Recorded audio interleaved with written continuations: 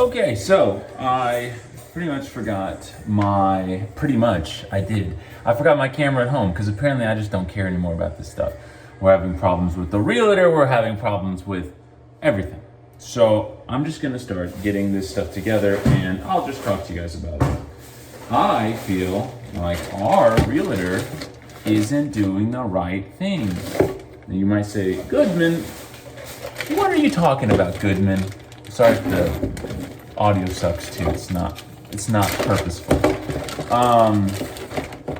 The reason why I say this stuff, and of course that's the right one. So anyway, the reason why I say that he's not doing the right stuff is because we had like 15 offers on the last house, right? You guys saw we did pretty good job, good finishes, especially for something that's gonna be a rental property, right? So what my confusion comes from is I don't understand how we can have to go from 15 offers to 0 offers pretty much. And what I'm gonna say is that it's because you have the excitement of, oh, it's a new listing, right? It's a new listing, so we're all gonna get in on it. So that's what we had originally. Now the problem is overcoming that as a realtor. Now, is that an easy thing? I'm sure it's not, but I'm not a realtor, so I don't really care that it's not an easy thing.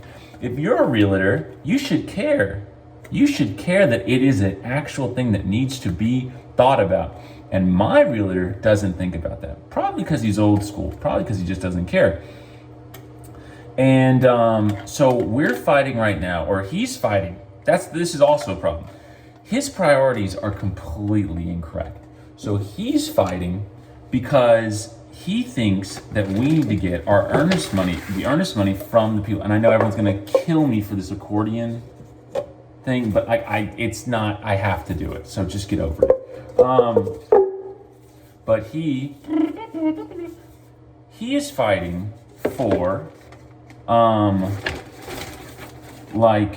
is this for a quarter inch?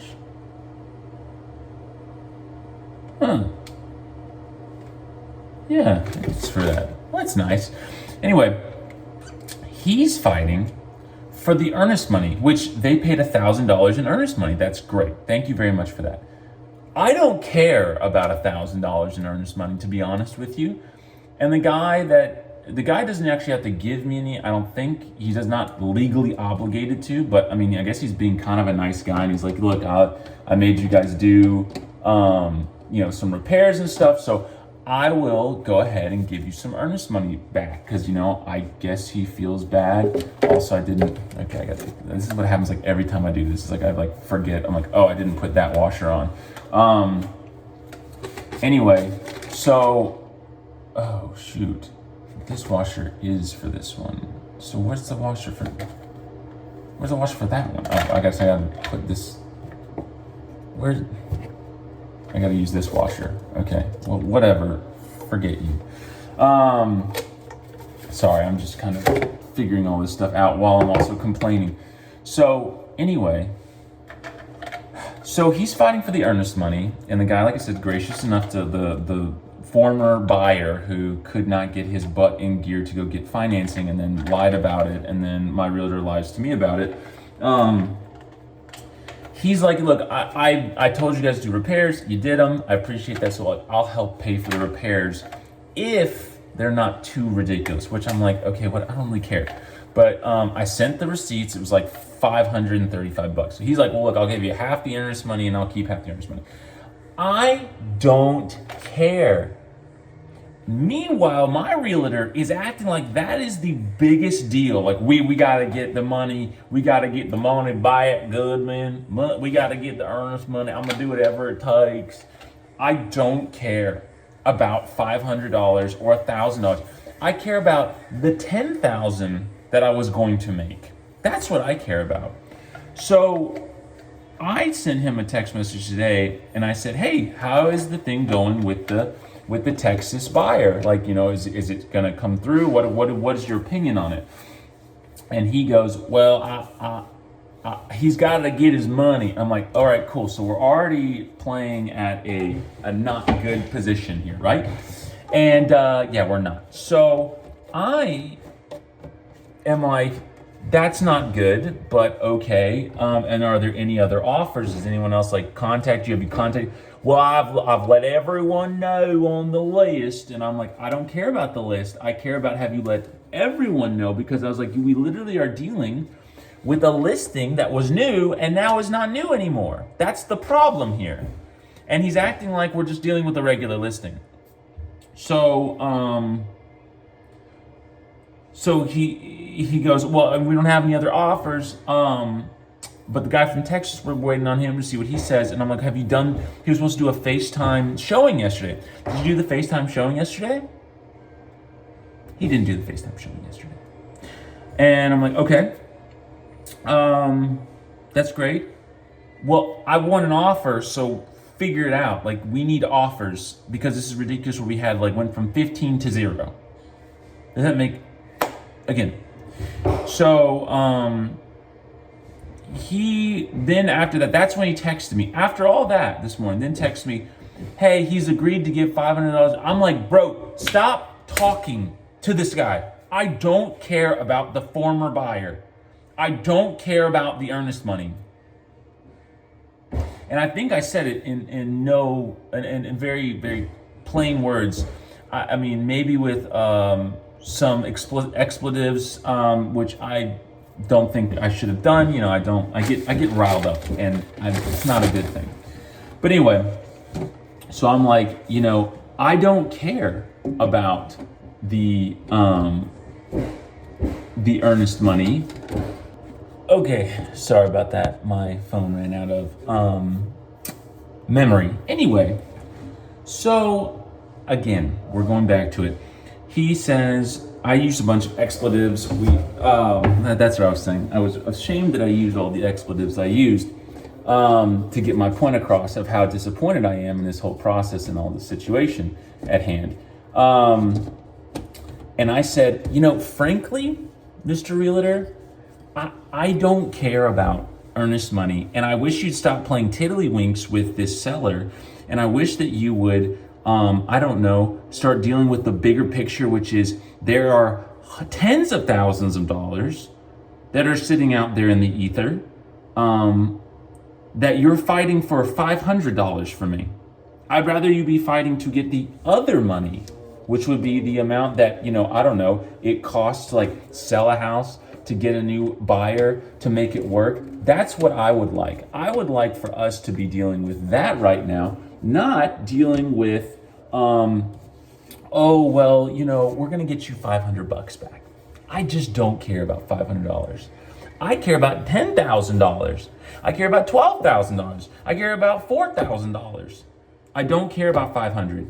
So I think that this realtor needs to go. But also, I think that you need to realize this. If you're a realtor number one, if you got a client like me and we're trying to, you know, get our house sold, you need to put that as the priority. Who cares about getting back a little bit of money from the earnest? That's great. You can do that on your own time. Surprise me with it. Oh, look, hey, you know what? It didn't work out, but I got you some money from the earnest money and we're working on the next deal. Great. But instead, with my realtor, it seems like the only thing that he's been focused on is getting earnest money back, because I've probably gotten 15 texts from him saying, I'm going to get you back your earnest money and blah, blah, blah, blah, blah. And I've gotten 0 texts from him without me without me previously sending him a text saying, how are things going? When I say, how are things going? Then he's like, oh, they're not good. But when he texts me, all he does is text me about the earnest money. I don't care about the earnest money. So I'd really like it if you just give me my real money. But anyway, so I need to film a little bit today, and I guess I'll just be filming on my phone. Well, we got this done. You can see. I know everyone's gonna hate me for that, but you know what? If it doesn't fit, what am I supposed to do? Okay, I'm not gonna rip out the wall and do all kinds of ridiculous stuff. That'll work. It's maybe to code. I don't know. I'm gonna get these water lines tightened, and that's my rant for the day. But anyway, I'll get these water lines tightened. Maybe we'll do some more stuff, and I'll rant some more while I'm working. So let's get to it. So I guess that's my issue here, and it's not a problem of all realtors. It's my realtor, really. And I am wondering why are we doing this? Why is the priority the $500? Why is it not me? And I don't know why I'm arguing with this. So anyway, that has been, especially, I don't know how it's gonna come out in these videos, because obviously, I filmed this stuff like beforehand, and it just depends on like if we can get, how fast we get videos out when you guys see them. But like, I think you're gonna see in the videos that are probably previous to this one, obviously, is that I am very down. I am not like happy at all, especially like when we start, like it's happened Monday of this week. So on the video where it's the Monday of this week, I think you're gonna kind of see something a little different when it comes to Goodman. You'll be like, why is he so down? Why is he so like kind of dejected about things? And it's really because this has gotten to me. Normally I wouldn't care like too much, but when I have like my brother-in-law investing with me, and also we have all that money tied up into that house, like I have a good amount of money tied up into it. So you're telling me that like it's just gonna sit there? I mean, like I have 25,000, pretty much 24,600 and whatever dollars tied up in it, in just my labor and materials. And then I have another, whatever, $10,000, $11,000 in profit that's sitting in that house too. So that's just not there. It's not coming back to me right now. So I'm having issue with that. And again, $500 is great. It's not $10,000, which is what I have in that house. It's not $25,000, which is what I have in that house. So that's what I need and what I want. I don't care about the earnest money. I just don't. So I don't, maybe you guys can help me out. If you're a realtor, maybe you can help me out and be like, well, this is why he's doing that. I don't think there's an answer for it, because I think the customer service route on this one is, hey, I'm gonna deal with the earnest money on the side and not really get him involved in it, because it'll be a good surprise. Like, hey, look, I got back some of it. Like I couldn't get back all of it, but I got back some of it, and here you go. Instead of the only thing I'm getting a text message about is the earnest money, and I'm getting no text messages about, hey, I've got an offer, or hey, I got someone coming to look at the house. Like, I get none of those calls until I message him. I don't know, not looking good for him. But anyway, let's keep going. I got everything tightened up under here. I gotta get the shower head line and the shower head and all that stuff installed. And then I've got electrical box and the trim. And then I got the stove. And then I've got to do the, what's it called? I got the window too, which I don't want to do. That's gonna be like the last thing. But once all that stuff's done, I can go and get sandpaper. We can start sanding all the edges of the floor and get all that stuff taken care of. So let's get more of this stuff done. And if I want to rant, I'll rant. And if not, you guys will just see me doing some work, okay? Sound good?